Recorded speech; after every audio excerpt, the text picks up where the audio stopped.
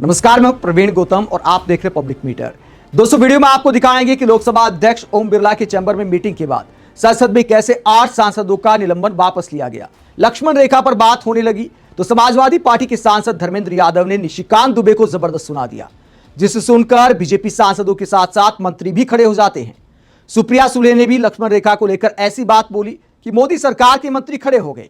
लक्ष्मण रेखा को लेकर सबके बयान आपको सुनाएंगे। पहले बताते कि चैम्बर की मीटिंग में क्या हुआ। लोकसभा अध्यक्ष ओम बिरला के खिलाफ अविश्वास प्रस्ताव के बाद अविश्वास प्रस्ताव खारिज होने के बाद विपक्षी सांसद लगातार मांग कर रहे थे कि आपने वादा किया था कि आप निलंबन पर कुछ करेंगे।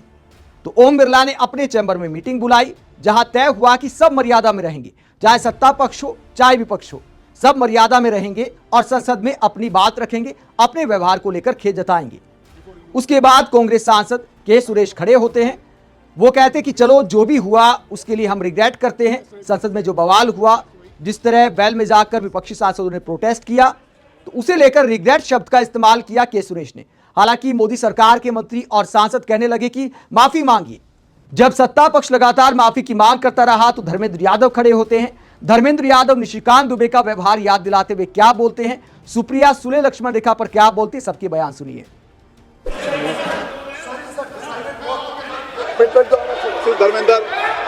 धर्मेंद्र यादव जी, माननीय अध्यक्ष जी, धर्मेंद्र यादव जी, माननीय अध्यक्ष जी, श्री के सुरेश जी द्वारा जो इस सभा के माननीय 8 सदस्य निष्कासित हुए हैं और उनके द्वारा जो प्रस्ताव रखा गया है, उनके प्रस्ताव का मैं समर्थन करता हूं।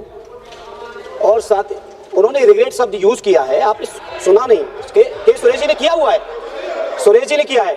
माननीय अध्यक्ष जी, आपने बताओ, अध्यक्ष जी को बताओ। माननीय अध्यक्ष जी जब बता रहे हैं अगर सत्ता पक्ष के लोग डिक्टेट कर रहे हैं, हालांकि मैं कोई बात नहीं कहूंगा, मैं सारे सदस्यों की जिम्मेदारी बनती है कि सदन की मर्यादा का उच्चतम आदर्श प्रस्तुत करके हम लोग सदन को चलाएं और देश को एक शानदार संदेश दें। लेकिन माननीय अध्यक्ष जी, मैं अपनी पार्टी की ओर से, अपने नेता आदरणीय अखिलेश यादव जी की ओर से और अपने सभी माननीय सदस्यों की ओर से आपको यह विश्वास और भरोसा दिलाता हूं, हम लोग कभी सदन की मर्यादा को न लांगे हैं न लांगेंगे। लेकिन सामान्य सदस्य जी, माननीय अध्यक्ष जी, सत्ता पक्ष के लोग भी संकल्प को जरूर बैठा लें, सत्ता पक्ष के लोग संकल्प ले लें, तभी यह सदन सुचारू रूप से चल पाएगा। केवल विपक्ष के ऊपर आरोप लगाने से सदन की उच्च मर्यादा कायम नहीं होगी। सबसे पहले निशिकांत जी, आप अपने व्यवहार में सुधार लाएंगे, तब जाके सदन की मर्यादा कायम होगी, तब जाके कायम होगी। माननीय अध्यक्ष जी, माननीय अध्यक्ष जी, माननीय अध्यक्ष, आप प्लीज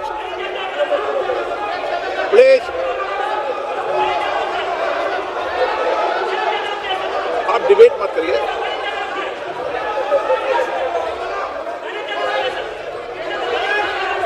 नो, प्लीज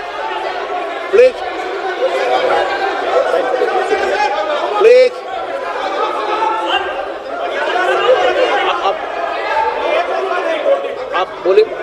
निशिकांत जी, क्या तबाही हो गया? स्पीकर महोदय,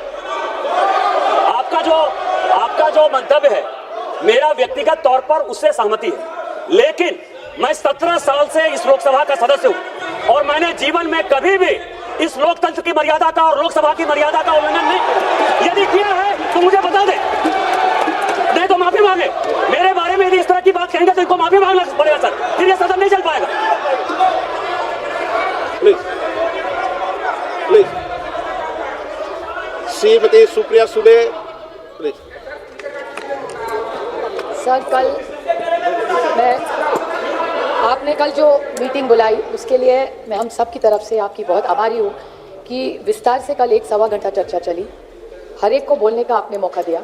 और मेरे ख्याल से कल धर्मेंद्र भैया थे, ललन सिंह जी थे, किरण रिजिजू थे, कांग्रेस पार्टी के सब वरिष्ठ नेता थे।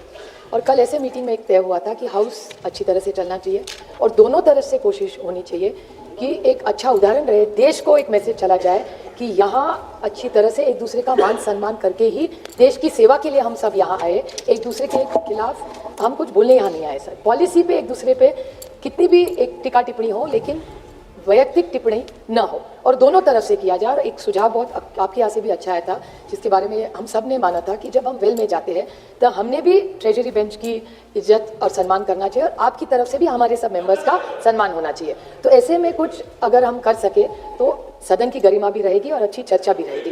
नहीं, आप ये बताओ ना, निर्णय क्या हुआ कि निर्णय ऐसे कल हुआ था कि हमारी तरफ से और आपकी तरफ से, ट्रेजरी बेंच से, दोनों तरफ से कोशिश रहेगी कि एक लक्ष्मण रेखा हम दोनों तरफ से मानी जाए। हम भी यहाँ ज्यादा नहीं क्रॉस करें और वहां से भी हल्ला नहीं हो। सर बहुत बार ऐसा होता है, कोशिश तो कर सकते हैं, कोशिश तो कर सकते हैं सर, हम कोशिश करने के लिए तैयार है, ट्रेजरी बेंच तैयार है। आप बताइए, अभी हम बड़ी विनम्रता से कोशिश कर रहे हैं करने की। 4 मंत्री उठेंगे तो कैसे चलेगा सर? हम कोशिश कर रहे हैं कि कोई अच्छा, देश को अच्छा मैसेज जाए। अगर 4 मंत्री हमारे खिलाफ बोलेंगे सर तो कैसे चलेगा? यहाँ किरण रिजिजू कल कितना अच्छे से व्यवहार कर रहे थे, हमारी कोशिश है। कौन गाली दे रहा है सर? यहाँ गाली देने थोड़ी आए, हम देश की सेवा के लिए आ रहे हैं। अगर मंत्री ऐसे बोलेंगे तो कैसे चलेगा सर? सर अभी आप हमें न्याय दीजिए, सर आप अभी न्याय दीजिए मुझे, हम आपके साथ काम करने के लिए तैयार है। मंत्री महोदय ऐसा करेंगे तो कैसे हाउस चलेगा? राजीव रंजन जी संक्षिप्त में। माननीय अध्यक्ष महोदय, आपके कक्ष में कल चर्चा हुई थी, मैं भी उस चर्चा में शामिल था, और माननीय सदस्य सुप्रिया जी ने जो बात कही है उसी बात पर सहमति हुई थी कि लक्ष्मण रेखा कोई नहीं पार करेगा। और जो सेक्रेटरी जनरल के और टेबल ऑफिस के जो टेबलों पर जिस तरह से व्यवहार होता है वो सदन की गरिमा के खिलाफ है। इस तरह का व्यवहार नहीं होना चाहिए। अध्यक्ष महोदय, ताली एक हाथ से नहीं बजती है, ताली दोनों हाथ से बजती है। तो इसलिए विपक्ष को जो सुरेश जी ने पढ़ा वो आधा अधूरा प्रस्ताव पढ़ा। जो कल निर्णय हुआ उसमें आधा अधूरी बात।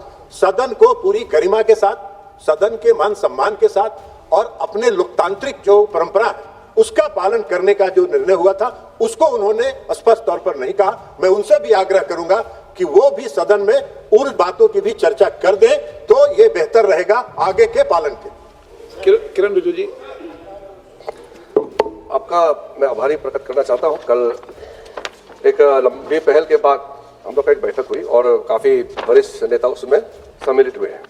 इससे पहले कांग्रेस के भी, समाजवादी और बाकी पार्टी के लीडर्स ने भी मेरे पास भी आए, मिले और बात किए, और हमारा पार्टी में भी वरिष्ठ हमारे नेतृत्व के साथ चर्चा करके एक मत ये बना कि अगर स्पीकर साहब पहल करते हैं और विपक्ष के नेता सब जिम्मेदारी के साथ बात करना चाहते हैं तो हम तो हमेशा बातचीत के लिए तैयार रहते हैं। कल का बातचीत में जैसे काफी यहाँ जिक्र हुआ है, काफी क्लैरिटी आए थे आपके अध्यक्षता में, और कुछ बातें हम लोग ने सब मिल करके एग्री किए थे। आज जब अपने बात सदन में रखते समय कई शब्दों में कमी रह गए हैं या पूरा कहने में असमर्थ है, मुझे तो इसका पता नहीं है, ज्ञान नहीं है, लेकिन मुझे लगता है कि अगर मैं ये रेजुलेशन मूव करने से पहले अगर sense of the house clear हो जाता है तो जो रेजुलेशन मैंने यहाँ प्लेस किया है, मोशन है, ये 374(2) मैं मूव करने के लिए तैयार हूँ। लेकिन उससे पहले क्योंकि sense of the house supreme होता है और इस सदन का संरक्षक आप है स्पीकर महोदय, और ये सदन सर्वोपरि है, सदन सबसे बड़ा है, सदन का निर्णय, सदन का सेंस, ये सबके ऊपर प्रिवेल करता है और उसको संचालन करता है हमारा संरक्षक जो पीठासीन होते हैं ऑनरेबल स्पीकर साहब। अगर सब इसमें बात अगर एग्री है तो मैं 2-3 बात कहना चाहूंगा, फिर वहां से क्लियरिटी आ जाए तो मुझे कोई आपत्ति नहीं है। असंतोष व्यक्त दोनों साइड से हुए हैं, क्योंकि अपने पक्ष के दृष्टि से अगर देखता है तो दूसरा को गलत लगता है, अपना गलती नहीं देखता है। मैंने कल भी कहा, आपके अध्यक्षता में पहले भी कहा, हमारे पार्टी की ओर से हमने सदन का जो नियम बनाया हम पहले भी नहीं तोड़े हैं, आगे भी हम नहीं तोड़ेंगे। हमने कल आपको वचन दिया। कल के बैठक में कांग्रेस पार्टी के और हमारे वरिष्ठ और सरकार से आदरणीय ललन सिंह जी हम दोनों बैठक में थे, तो उसमें यह बात तय हुई कि कुछ लक्ष्मण रेखा खींचा जाना चाहिए, सदन को आगे चलाना है। ये सदन तो सर सबका सदन है, कोई नहीं चाहेगा कि यहाँ के कोई मेंबर सस्पेंड होकर के बाहर रहे, कोई नहीं चाहेगा। हम लोग सब कलीग हैं, ये लोकतंत्र का मंदिर है, सब जनता ने चुन के भेजा है और जनता का बात रखने के लिए, यहाँ कागज फाड़ के फेंकने के लिए, टेबल चढ़ने के लिए, मारपीट करने के लिए नहीं भेजा है। इसलिए हम लोग ये चीज बहुत अच्छी तरह से समझते हैं अपनी जिम्मेदारी, और इसके मुताबिक अगर हम कुछ लक्ष्मण रेखा खींच दिया जाए तो आगे सदन चलाने में बहुत काम उसमें मदद मिलेगा और स्पीकर को संचालन करने में मदद मिलेगा। इसलिए मैं सबसे पहले ये कहना चाहता हूं, जो सुरेश जी ने शुरू में मूव किया उसमें उन्होंने ठीक है रिग्रेट शब्द उन्होंने इस्तेमाल किया है, हम भी इसमें मंजूर है। अगर अपने गलती को रिग्रेट करता है तो प्रधानमंत्री जी ने अपने एक सदस्य को लेकर के कुछ गलती बात कही थी, प्रधानमंत्री जी ने सदन से माफी मांगा।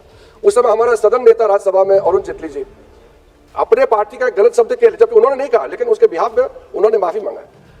अब सुरेश जी ने माफी नहीं मांगा, फिर भी उन्होंने रिग्रेट वर्ड यूज किया है, तो भी उस कुछ हद तक हम इसे मानने के लिए तैयार हैं। दोस्तों अच्छी बात यह है कि सत्ता पक्ष की तरफ से भी कहा गया कि ताली दोनों हाथों से बजती है। हालांकि निशिकांत दुबे की वो बात सुनकर मुझे हंसी आ गई कि मैं तो हमेशा नियमों का पालन करता हूं, मैं संसद की मर्यादा का हमेशा ख्याल रखता हूं।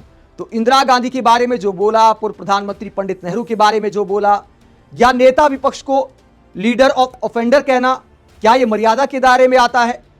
या तो फिर मर्यादा की परिभाषा निशिकांत दुबे की अलग है और बाकी लोगों की अलग है? आप इस पूरे मुद्दे पर क्या सोचते हैं? कमेंट बॉक्स में अपनी राय जरूर दें कि क्या वाकई सत्ता पक्ष के लोग हमेशा मर्यादा का ध्यान रखते हैं, जैसा कि निशिकांत दुबे ने दावा किया, जैसा कि संसदीय कार्य मंत्री किरण रिजिजू ने दावा किया। कमेंट बॉक्स में अपनी राय जरूर दें, साथ ही चैनल को सब्सक्राइब भी करें। नमस्कार।